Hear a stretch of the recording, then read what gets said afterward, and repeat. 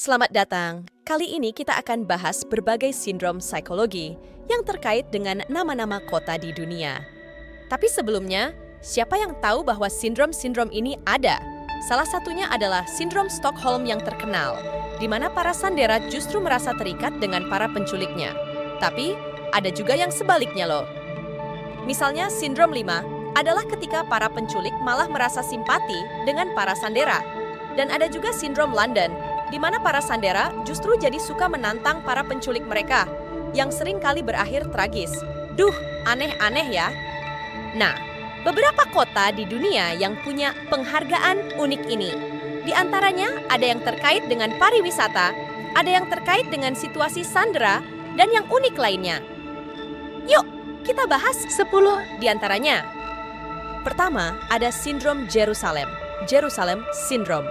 Ini terjadi ketika orang yang berkunjung ke sana tiba-tiba merasa bahwa mereka adalah tokoh-tokoh agama penting dari Alkitab, seperti Maria, Musa, atau bahkan Yesus sendiri. Mereka bisa jadi sering berkhotbah di jalanan atau melakukan hal-hal aneh, seperti mencukur semua rambut tubuhnya. Kedua, sindrom Paris, Paris Syndrome. Pertama kali dilaporkan pada tahun 2004, sindrom ini terutama mempengaruhi pengunjung dari Jepang. Rata-rata, terdapat 12 kasus yang dilaporkan setiap tahun, sebagian besar adalah orang berusia 30-an. Penderita menunjukkan gejala termasuk kecemasan, delusi, dan halusinasi. Mengapa sindrom Paris terutama mempengaruhi wisatawan Jepang? Mungkin karena jet lag, atau bisa jadi karena konfrontasi yang mengagetkan dari bayangan ideal Paris sebagai tempat yang eksotis dan ramah dibandingkan dengan kenyataan yang ditemui, atau tingkat ketidakpahaman bahasa yang tinggi antara pengunjung Jepang dengan bahasa Perancis. Masalah ini cukup penting, sehingga Kedutaan Besar Jepang di Paris mempunyai hotline 24 jam, membantu warga negara mereka menemukan akses kesehatan. Sebagian besar pasien membaik setelah beberapa hari istirahat. Beberapa dampak lebih ekstrim sehingga satu-satunya perawatan yang adalah segera kembali ke Jepang. Ketiga, sindrom Florence, Florence Syndrome. Pertama kali dilaporkan pada tahun 1980-an dan sejak itu diamati lebih dari 100 kali. Sindrom ini paling banyak mempengaruhi wisatawan Eropa Barat berusia 20 hingga 40 tahun. Sindrom ini adalah reaksi akut yang disebabkan oleh antisipasi dan kemudian pengalaman kekayaan budaya kota tersebut. Penderita sering dibawa ke rumah sakit langsung dari museum-museum Florence. Gejala ringan termasuk detak jantung cepat, pusing, pingsan, dan halusinasi. Namun, sekitar 2/3 yang terkena mengalami psikosis paranoid. Sebagian besar penderita dapat pulang setelah beberapa hari istirahat di tempat tidur. Penyakit ini juga dikenal sebagai sindrom Stendhal, setelah penulis Prancis yang menggambarkan fenomena tersebut selama kunjungannya ke Florence pada tahun 1817. Ketika mengunjungi Basilika Salib Suci, tempat di mana Machiavelli, Michelangelo, dan Galileo dimakamkan, ia merasakan sebuah ekstasi. Aku mencapai titik di mana seseorang mengalami sensasi-sensasi surgawi. Aku berjalan dengan rasa takut akan jatuh.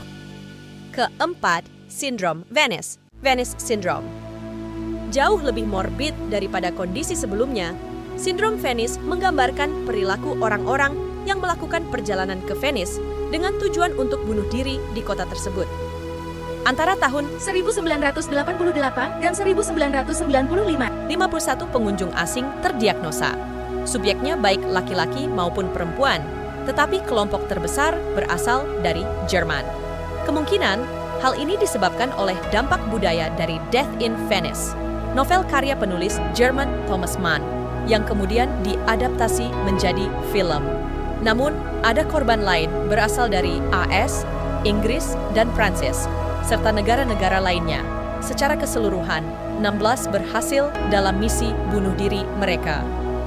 Menurut penelitian yang dilakukan terhadap fenomena tersebut, terutama dengan mewawancarai 35 orang yang selamat, tampaknya bahwa dalam imajinasi kolektif orang-orang yang romantis, asosiasi Venice dengan kemunduran dan dekadensi adalah simbol yang sering muncul. Kelima, sindrom Stockholm, Stockholm Syndrome. 3 sindrom kota terkait dengan situasi sandera yang paling terkenal terjadi di ibu kota Swedia, Stockholm. Menurut artikel di Names, sekitar 1 dari 4 orang yang disiksa, diculik, atau diambil sebagai sandera mengembangkan keterikatan emosional atau rasa loyalitas terhadap para penculik atau pelaku kekerasan. Beberapa bahkan mulai aktif bekerja sama, melampaui batas dari korban menjadi pelaku. Sindrom ini pertama kali dinamai setelah perampokan bank yang berubah menjadi situasi sandera di Stockholm pada musim panas 1973. Para perampok menyandera 4 karyawan bank selama 6 hari. Para sandera diikat dengan dinamit dan dikunci di dalam berangkas. Setelah penyerahan yang dinegosiasikan dari para perampok, para sandera mengatakan bahwa mereka merasa lebih takut kepada polisi, mengumpulkan uang untuk pembelaan para penculik, dan menolak bersaksi melawan mereka. Salah satu sandera bahkan bertunangan dengan salah satu penculiknya. Pada tahun 1974, istilah yang baru lahir ini digunakan dalam hubungannya dengan Patty Hearst. Diculik dan disiksa oleh Symbionese Liberation Army, pewaris remaja itu namun berpindah sisi dan akhirnya membantu mereka merampok sebuah bank. Keenam, sindrom 5 sindrom. Sindrom 5 menggambarkan kebalikan dari sindrom Stockholm, yaitu para penculik mengembangkan keterikatan positif terhadap sandera mereka.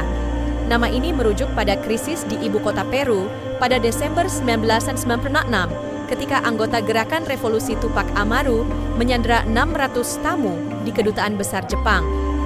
Para penculik menjadi sangat empati terhadap para tamu sehingga mereka membebaskan sebagian besar dari mereka dalam beberapa hari, termasuk individu-individu bernilai tinggi seperti Ibu Presiden Peru saat itu.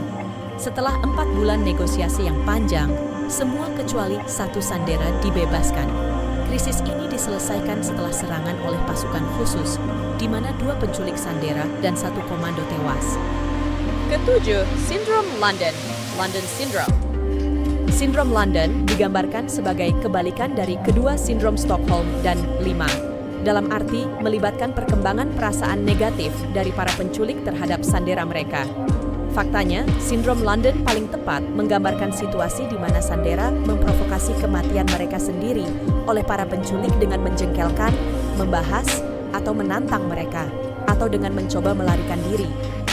Nama ini berasal dari pengepungan Kedutaan Besar Iran di London pada tahun 1981, di mana salah satu dari 26 sandera secara berulang kali berdebat dengan para penculiknya, meskipun memohon dari yang lain.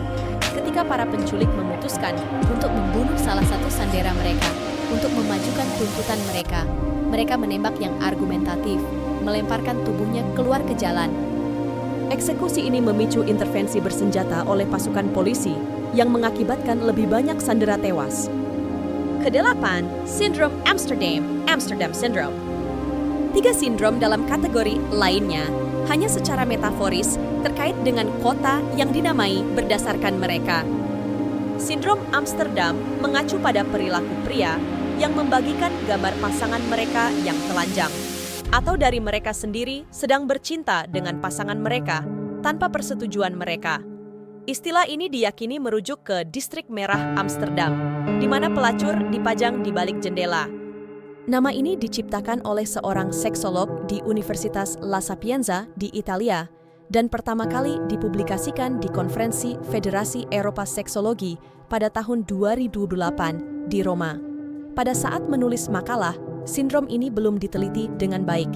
Ini digunakan terutama untuk menggambarkan pria Italia yang memposting gambar tersebut di internet.